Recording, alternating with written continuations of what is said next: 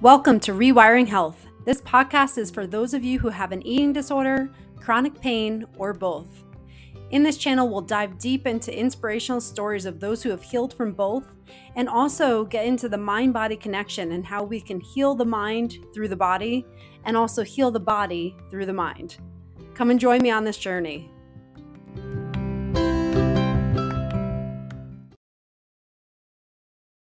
Okay, welcome back to the Breathwork series. This is part 2 of my 3-part series of breathwork.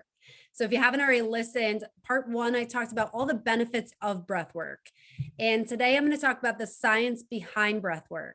So why does it actually work and how does it change our physiology? How does it change how our brains are wired? So I'm going to talk about all that today so that you know that it's a legitimate practice. It's not something that is kind of just pulled out of the air. There's actually legitimate research behind breath work. So the first thing I'm going to talk about is our nervous system, because that really is the core of breath work. And with our nervous system, one aspect of it is called the autonomic nervous system. So what our autonomic nervous system is that it is essentially our software for our body. It's how our bodies function without us having to think about it. So we go throughout our days being able to breathe, our heart is pumping, we digest, we are able to reproduce and have all the hormones be in place for that to happen. And all that happens without us having to consciously think of it. And thank goodness, because we would be completely overwhelmed if we had to think about getting our heart to pump or doing all those functions on a daily basis. So thank goodness for our autonomic nervous system for being in the background and taking care of all those systems. And when it works great. Our systems are all regulated and everything is working perfectly. But when it's not working, that's when we can run into a lot of disastrous situations. So off of the autonomic nervous system that runs all these functions. So it regulates our blood pressure. It regulates our heart rate, our breathing rate. It has impacts in our visual system. It affects reproduction. It regulates digestion. It has impacts in our sleep, our hormone production, our immune function. So you talk about every major system in our body, our autonomic nervous system plays a huge part in all that. So that is why it's such a crucial piece to everything. And it plays such a huge role when it's dysregulated in our health status. So off of the autonomic nervous system are 2 branches. The one is called the sympathetic nervous system. So our sympathetic nervous system is our fight, flight, and freeze response.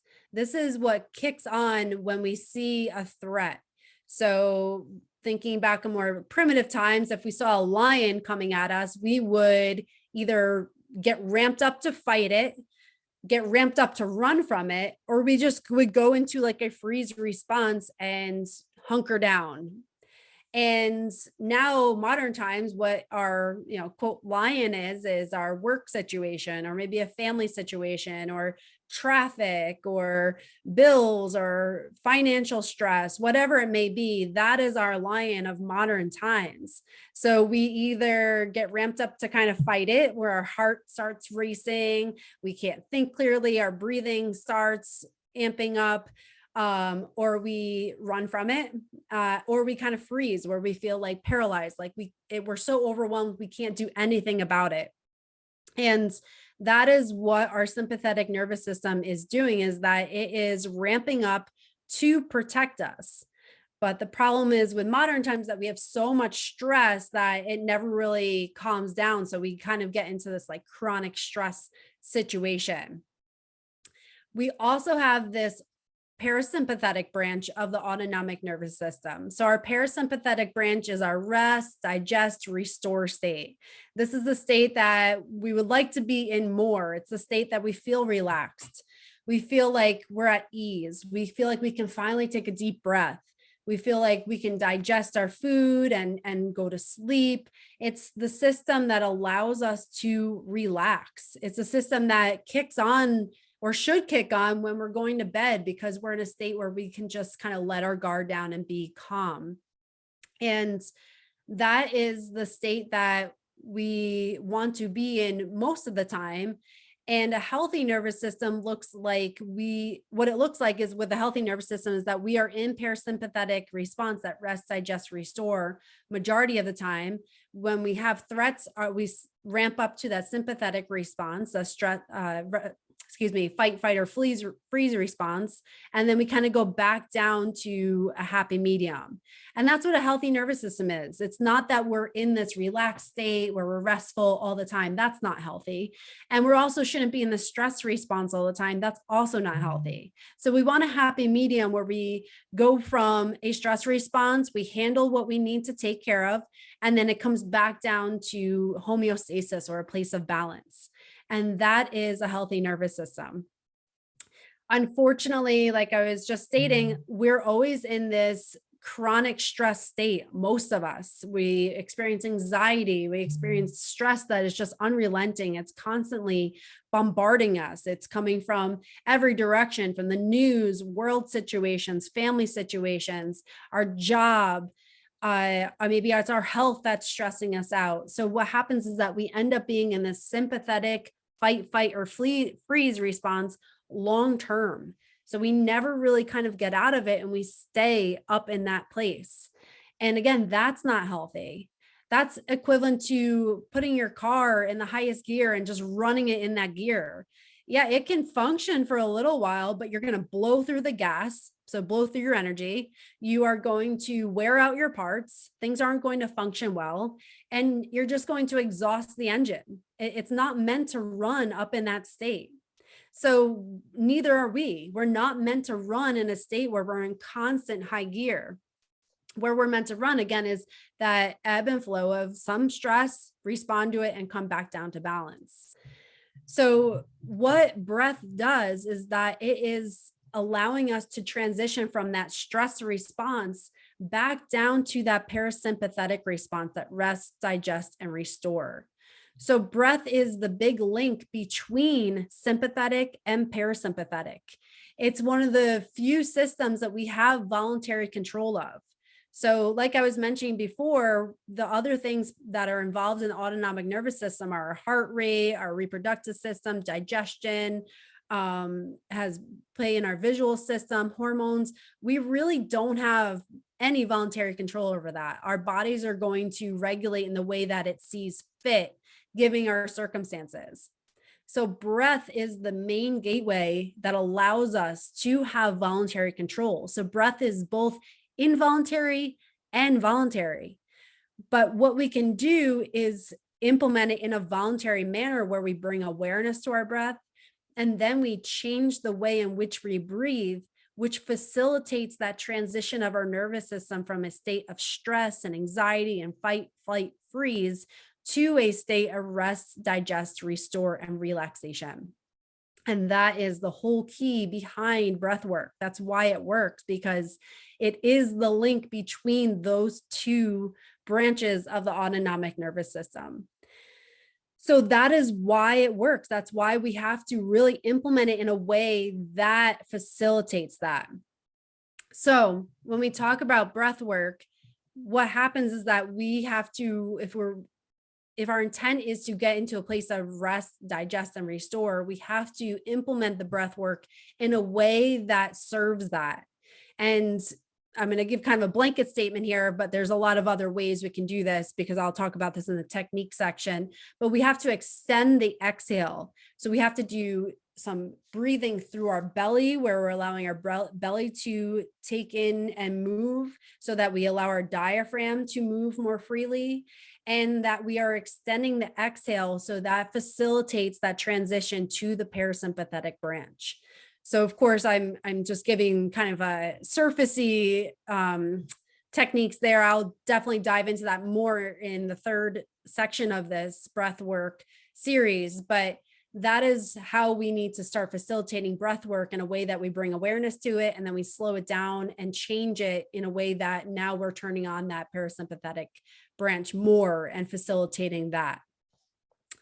So what happens is that when our breath changes, our physiology changes. but it can go both ways. So I don't want to just say that breath work can be just something to relax us.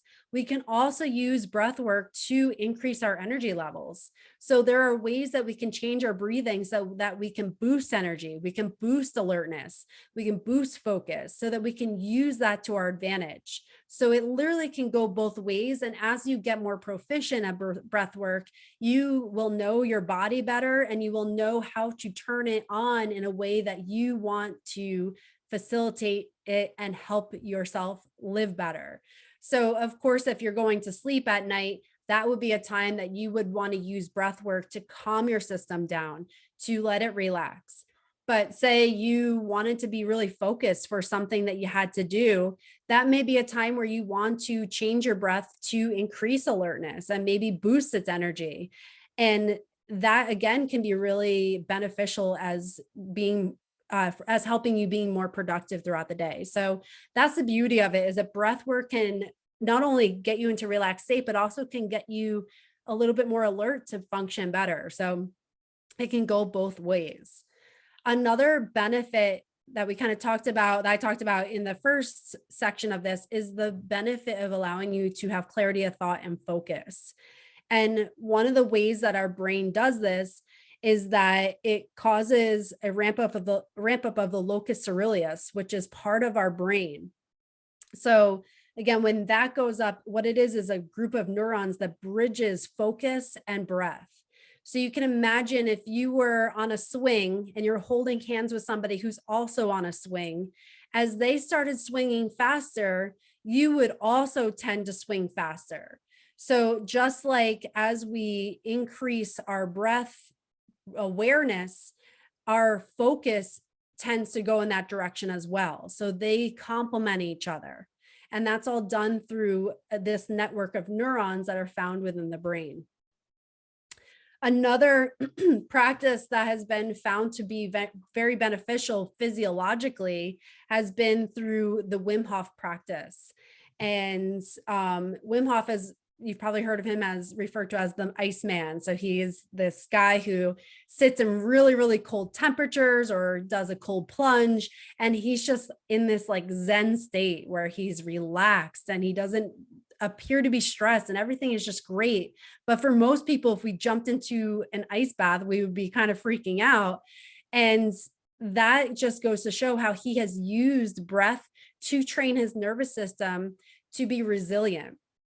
And that really is a huge benefit to implementing breath work. And with the Wim Hof method, it's an extreme method. It's not something recommended to start with, but it really does work. And there's a lot of research behind that they have done themselves and have had third parties implement research showing how the Wim Hof method has so many health benefits as far as immune function, focus. It has a lot of healing properties. It helps with stress. It helps with anxiety.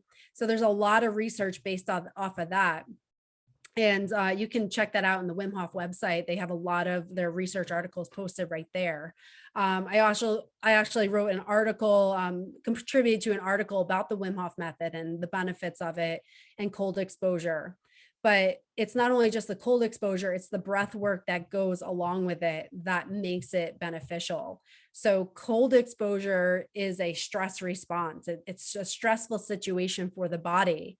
But what the breath does is it has a regulatory properties where our brains interpret the stress response, but our breath, by using it in an intentional manner, teaches the brain that nope, we're not actually in a threatening condition, even though it kind of feels like it. So this messaging that we get through the breath teaches our brains that we are safe, even though it may seem that we are unsafe. So breath has a huge part in making us resilient to stress. And that really is the beauty of it, because again, it is allowing us to get into this rest, digest, restore state, even though we're experiencing stress around us, in this case, the cold exposure. So it's that reciprocal messaging that we get between the brain and what we're doing in our physiology, our bodies, that allows us to teach our brains that we're safe, even though we may have interpreted this to be a stressful situation. So that boosts our resilience to stress, which again helps us manage anxiety, helps us manage stressful situations, and allows us to remain in a place of balance, regardless of what's going on around us. And that really is the beauty of it. Not to mention, I talked about a few of these things in the first section of this breathwork series, but and I also talked about it here, but the autonomic nervous system again dictates our blood pressure, it dictates our heart rate, our reproductive health, our digestive health. So when we have a lot of stress, you can notice that all those systems tend to not work as well because again, they're trying to survive. You're not trying to allow those systems to ramp up because we need to just keep the system alive. But when we implement breath work, we allow those systems to get to a place where they feel that they can be in their primary function, allow themselves to be doing what they need to do. So again, if we're not in a place of survival and we can transition our systems to not be in survival, now we put ourselves in a place where, okay, we're safe enough to reproduce. Now we can allow those hormones to do what they need to do. Or we're in a safe place where we can digest this food. We don't have to worry about surviving right now. We can allow that to happen because we're safe enough to do that. So again, that's where, again, breath work allows us to make that transition so that all our other systems can turn on and function in a way that they were designed to do. Again, talking about blood pressure, obviously we know blood pressure is it's known as the silent killer, and it's something that can creep up on us and is deeply affected by stress. And one research article showed that when they looked at subjects who had high blood pressure, they had a few groups. So one group was just calming music alone. One group had breath work included, and then there was a control group. So they found that the group that had breath work included in their treatment package, they had a decrease in blood pressure compared to the music group alone or the control group. So they found that breath work was the biggest catalyst for decreasing blood pressure in that system. And again, that all goes through the nervous system. So again, there's so many benefits to breath work, but it all goes through the nervous system, allowing the system to make that transition from a heightened sympathetic response, that fight, flight, or freeze, to this rest, digest, restore response, which is your parasympathetic nervous system. So for me, again, like I absolutely love breath work. It works profoundly well in my life. And knowing that there's a scientific basis behind it makes me feel better about me implementing it. And it makes me feel that it is legitimate and it is real. And it's not just something that we're making up in our head to help us. It's actually, there's a physiological basis for why it works. And that is the beauty of it. And it just makes it so much more meaningful when we implement it, knowing that we are actually changing the way our brains are wired and we're actually changing the way our bodies are functioning. And to me, that just speaks volumes about the profound benefit of breath work. So again, if you were questioning whether you should be implementing breath work before this, I hope this brought some clarity to you. And in part 3, I will be talking about specific techniques and guiding you along through some of those techniques that you can implement on a daily basis and not feel overwhelmed. So when we talk about breath work, there are numerous techniques and ways we can implement breath work. I'm going to give you a few that are pretty simple to follow along, but have a profound effect on your body, on your brain, and will help you live with more energy, more clarity of thought, and decrease your overall tension that you're feeling in your life. So make sure you keep following along onto the 3rd section of this series. And like always, if you haven't done so already, please subscribe to the channel. Please leave a review. Let me know how this is going for you. If you started to implement breath work, I would absolutely love to hear from you. And if you found value in this, please share it with someone who would also find value. Thank you again for spending your precious time with me.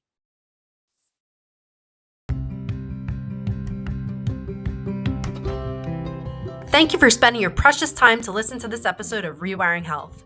My mission is to inspire hope and healing through science-backed practices. If you found value in this, please share with 3 people and leave a review. By doing so, this message can be spread to those who need to hear it most. Also, to get updates on the most recent episodes, please subscribe to the channel. Thank you so much for being part of this community, and I am forever grateful for you.